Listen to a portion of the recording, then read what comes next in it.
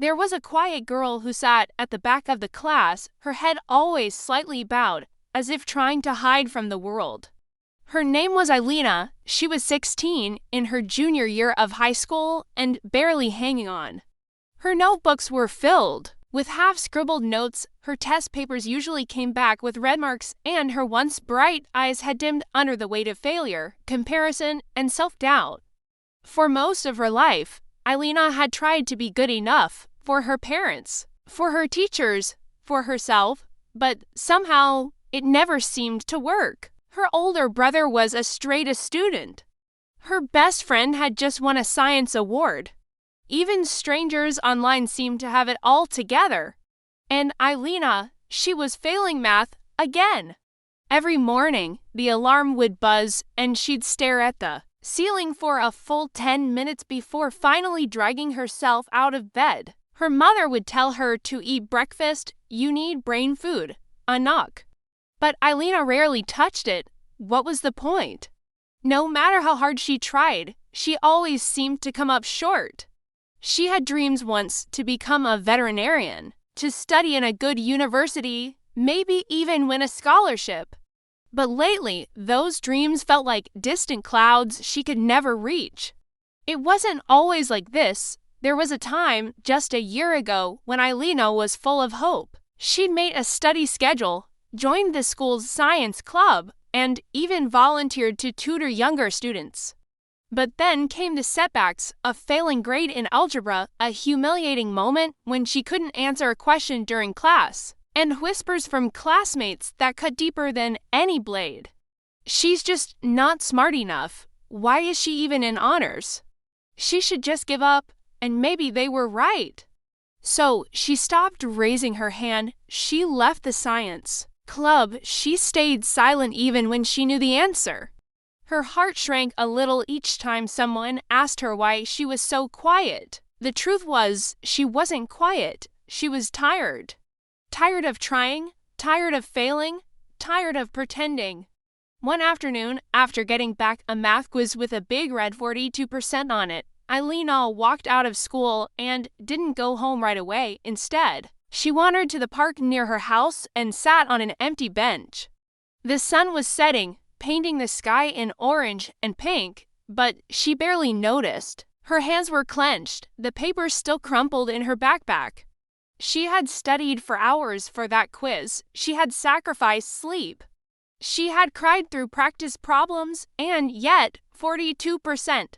She whispered to herself, maybe I'm just not meant to be great. At that very moment, an old woman sat beside her on the bench.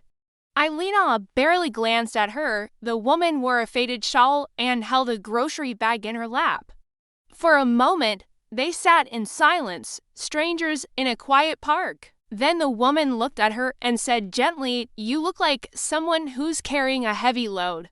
Alina's eyes welled up, but she forced a tight smile. "I'm just tired," she said. The woman nodded slowly. Tired is normal, but giving up, that's not the same as resting. Giving up means you've decided the story ends here. But what if this is just the middle of your chapter? Alina blinked. It doesn't feel like the middle. It feels like the end. The woman chuckled softly. That's because you're standing in the storm. You can't see the sunlight yet. For some reason, those words stuck with her. The woman didn't offer advice. She didn't ask questions. She simply sat beside her until the sky turned darker, and then stood up to leave. "I failed 3 times before I finally got into nursing school," she said before walking away. "But I made it, and so will you." Alina went home that night and cried silently into her pillow. She wasn't magically better. The pain, the frustration, it was all still there. But something small, something quiet had begun to shift inside her. Maybe the woman was right. Maybe she wasn't at the end. Maybe this was just the part where the main character struggles before they rise. The next morning, Alina did something she hadn't done in weeks. She picked up her math book again, but this time, instead of just passively reading, she searched online for videos that explained the topics in simpler ways. She stumbled across a math tutor on YouTube who taught algebra with humor and real-life examples. For the first time, she laughed during a math video. She also approached her classmate Paula, the quiet math genius who always sat near the window.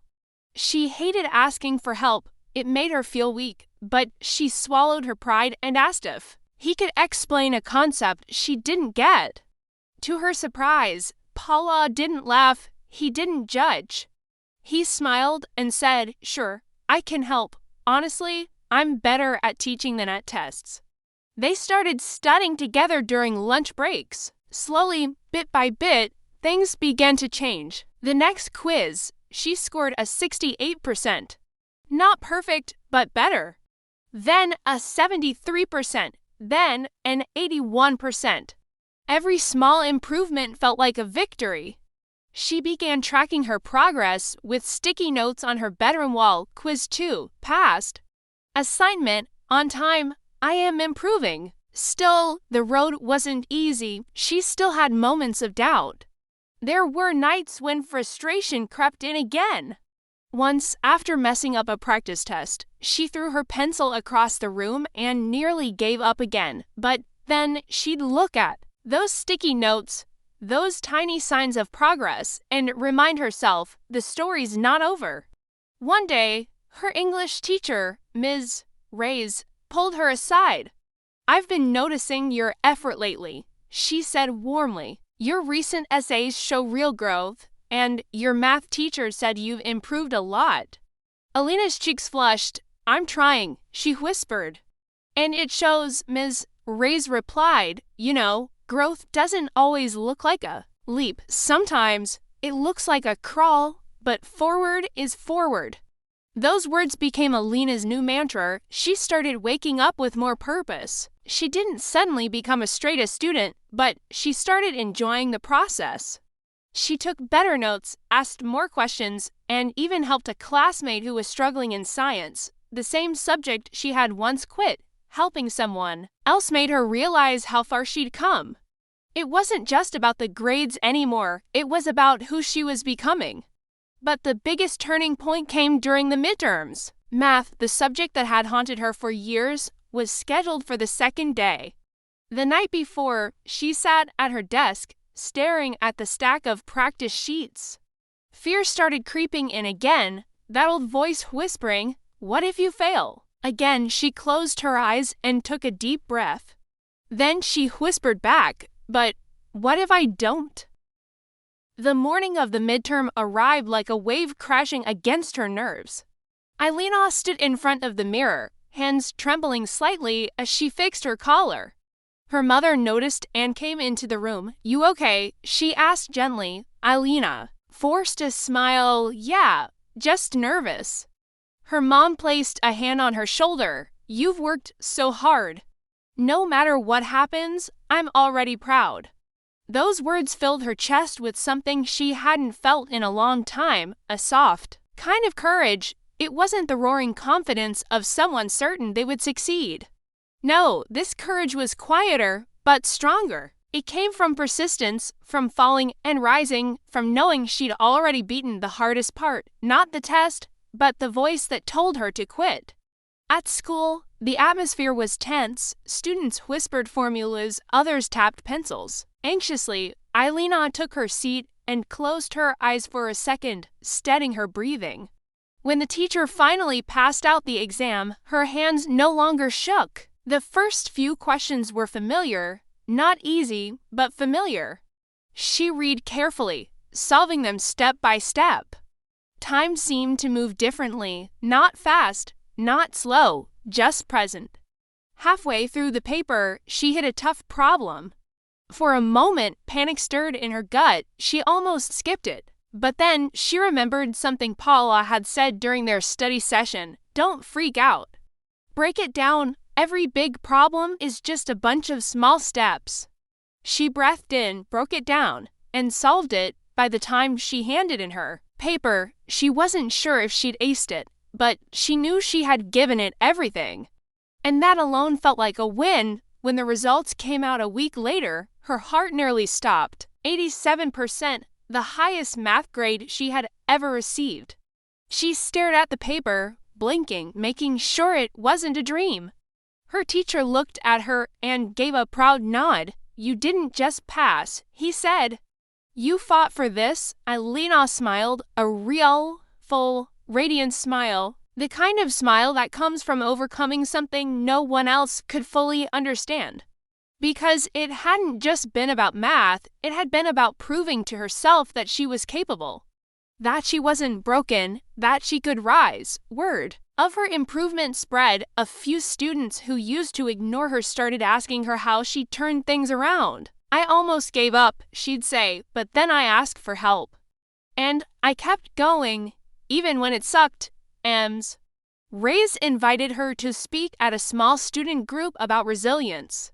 At first, Alina panicked. Speak in front of others? No way. But then she remembered how she once couldn't even ask for help and how far she'd come, so she said yes. On the day of the talk, she stood in front of a small group of students who were struggling just like she once had. Her hands were sweaty, her voice trembled, but she spoke honestly. "I used to think failure was the end," she said, her voice growing stronger, "but it was actually the beginning of me learning who I really was. I failed a lot. I cried. I wanted to give up, but I didn't. And every day I chose to try again, I became stronger." One of the students raised his hand and asked, "But what if you try and still fail?"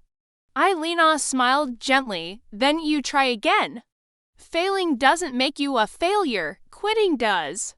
If you're still trying, you're still in the fight, and that means you haven't lost." Afterward, students approached her with quiet thank yous and shared their own struggles. That night, she went home and cried again, but this time they were tears of pride. Not just for the grade, not for the speech, but for the girl in the mirror who had learned to believe in herself again. Her journey didn't magically become perfect after that. There were still setbacks, late nights, moments of doubt, but now, Alina had built something stronger than talent. She had built grit. Months later, she submitted an application for a scholarship she once thought she'd never qualify for. The day she received the acceptance letter, she ran straight to the park bench where she had once sat, thinking of giving up. It was empty now, but she whispered a quiet thank you to the stranger who had reminded her that the middle of the story isn't the end. Years passed, and Alina graduated from high school with honors. She got into the university she once only dreamed of, but more than that, she mentored other students, telling them her story, reminding them that it's okay to struggle, okay to fall, okay to feel lost. As long as you don't stop, because sometimes when you almost give up, that's when the miracle happens. Sometimes the lowest moment is where the plot twist begins. And sometimes the very thing that breaks you down is what builds you back up stronger than ever. So, to anyone listening, to any student who feels like they're not enough, who's staring at a failing grade, who wants to cry, quit, or disappear, remember Alina. She was once where you are, and she almost gave up, then this happened.